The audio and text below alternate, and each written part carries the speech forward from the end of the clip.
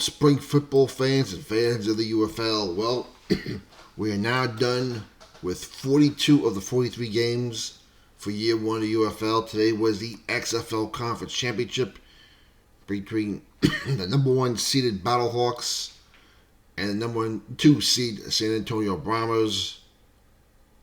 And San Antonio, from start to finish, dominated this game. They dominated on both sides of the line. They win 25-15. They now advance to the game next week in St. Louis for all the marbles, the UFL trophy, against the only team to give the Birmingham Stallions their loss. So you have San Antonio and Birmingham next week. All right, let's get into the game. First of all, Chase Garbers did start and play the whole game, which was good because I wanted to see a game between Chase Garbers and A.J. McCarron. And for a guy with a wrist injury, Chase Garbers looked real good today. 15-21, 197 yards, 2 touchdowns, 1 bad interception, but he got over that real quickly and played very well the rest of the game. Rating of 172.1. A.J. McCarron, 19-29, 179 yards, 1 touchdown, no picks, 128% rating, but you could tell he was on himself. That ankle was bothering him. And of course, the Battlehawk fans are going to get mad at Tabor for trying to get McCarron again. Man, there were some squabbles at the end there with Tabor, but hey, listen. Your problem was at the line of scrimmage because San Antonio dominated that line on both sides of the ball. Now, the time of possession was about even, 31-29 in favor of San Antonio. Total plays 57-55 in favor of San Antonio. This is where it went bad though. St. Louis was only 2 of 11 on third downs, and they constantly find themselves third and long. Total yards, 410-239 in favor of San Antonio. And this is the one stat you need to know. Rushing yards, 86 for St. Louis, 213 yards for San Antonio. And they made Chase Garbers' night real easy. When you can get over 200 yards rushing and silence that dome crowd, you're doing something right. And chances are you're going to win the game. They did. Like I said, if it hadn't been for that bad Chase Garbers interception in the first quarter, this game might have been a lot uglier. And if it hadn't been for that gift St. Louis gave St. Louis in the third quarter, it'd probably be a lot worse. St. Louis was never in this game. They never gave you the confidence that they were going to play well this game whatsoever. And they just, for the first 2.5 quarters, could not get out of second gear. And, of course, at the end there, I mean, people were saying that the St. Louis kicker there, Schmidt, should have been on the old UFL team for special teams. Well, he picked a good time to miss an important field goal, a 50-yarder. Granted, not a chip shot, but it is indoors in your home stadium. Now, the snap was okay. I think the hold, he had to get that down pretty good, but he got good foot on it. Distance was not the problem. He just missed it. And that turned out to be a killer. Because San Antonio would come down and score a field goal, bring the lead to 10, and of course St. Louis went down the entire field. They should have kicked the field a lot faster than they did before going for a 4th and 12, but they decided to go for a touchdown. The game was over, and you could tell at the end, Coach Andy Beck was just frustrated. He just didn't know what to do, it seemed like. And probably the first time all year we saw that St. Louis discipline break down as bad as it did. I said as bad as it did. And for San Antonio Brahmas, what a difference a year makes. Out with Hines Ward, in with a veteran like Wade Phillips.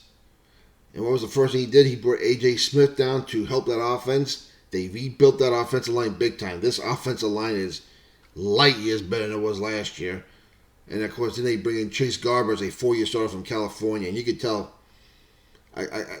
guys like Chase Garber is what this league needs. Guys who played 3-4 years at a Division I university, someone who could really succeed in this league for a long time. As for Coach Andy Beck, it was a couple steps closer this year. Last year he missed the playoffs because of mathematicians. Hey, rules are the rules. This year they won the division. They got the number 1 seed. They got the home conference title game. But as I say, it's difficult to beat a team 3 times in a year. St. Louis won the first 2. San Antonio won the most important one. Yesterday, Birmingham proved you can beat a team 3 times in a season. Although they had their hands full all 3 games with the Panthers. It's not easy. But Anthony McFarland and John Lovett came back from injuries. McFarland had 115 yards on 11 carries, averaging 10.5 yards a carry. That's just insane. John Lovett was 18 for 83 yards, averaging 4.6. That's still pretty damn good. Almost 5 yards a carry.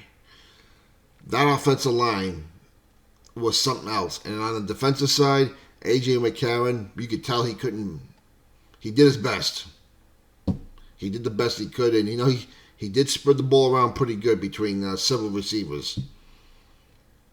But this night belonged to the San Antonio Bombers. And now next week, on Sunday night, 5 p.m. Eastern Time, yours truly will be at the game with my daughter. Going to make the road trip halfway across the country. Going to take in a couple of musicals, because my daughter loves musicals. We're going to see the St. Louis Arch, and maybe take on one of them cruises. Anyone in St. Louis can give me some recommendations on what to do with a 13-year-old girl there, my daughter. Let me know. I'll be there for the game. I was hoping to wear my 2020 St. Louis Battlehawks jersey because I've been rooting hard for next week. I was hoping for about 40,000 to 50,000 in that dome.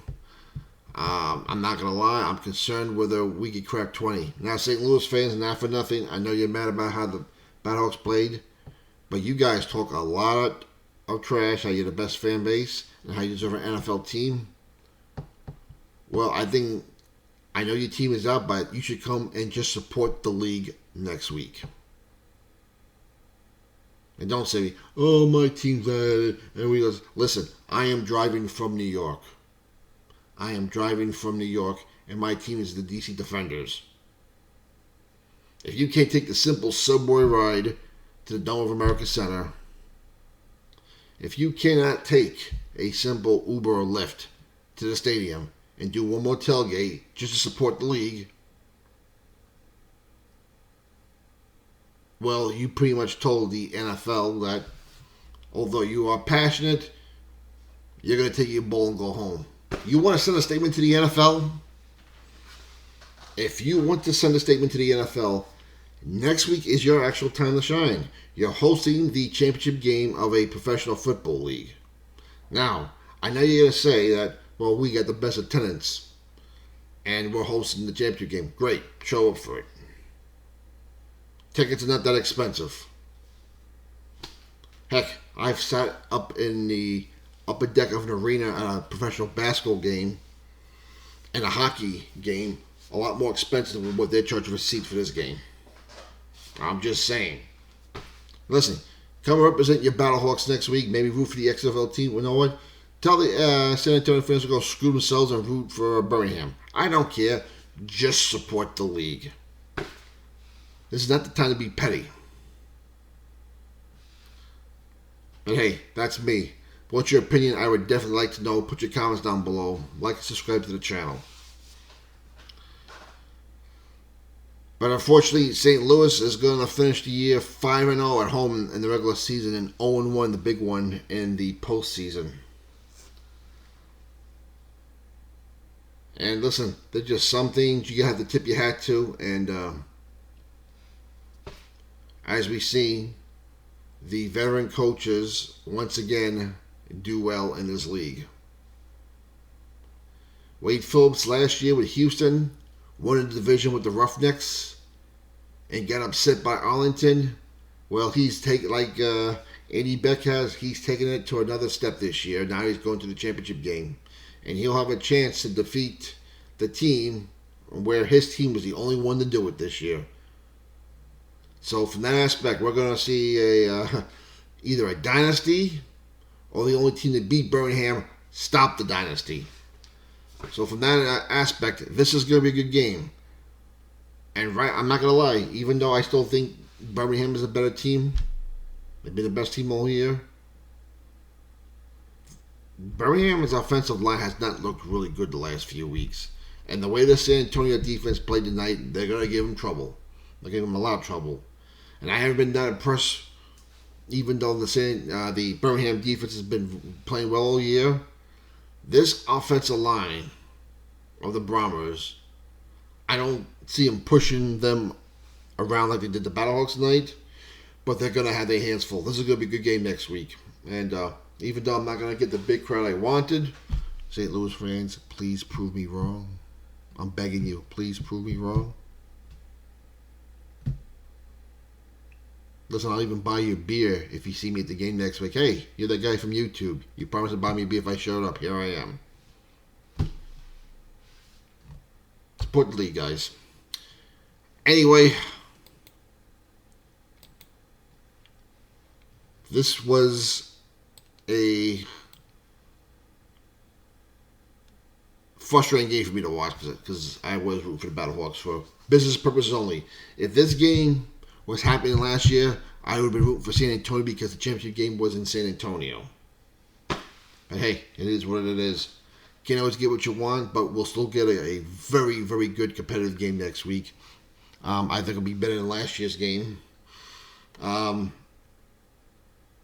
So we have one game left, and then it's on to, well, if you're a big CFL fan, you have that started this week. Other than that, it'll be CU, the end of August for college football, and then the NFL, and we'll hopefully they'll be back on March 1st or even earlier. I'm hoping they don't do the March 29th thing. Anyway, fans, for the love of football, it's been a fun year. We have one more game left. We'll talk to you later.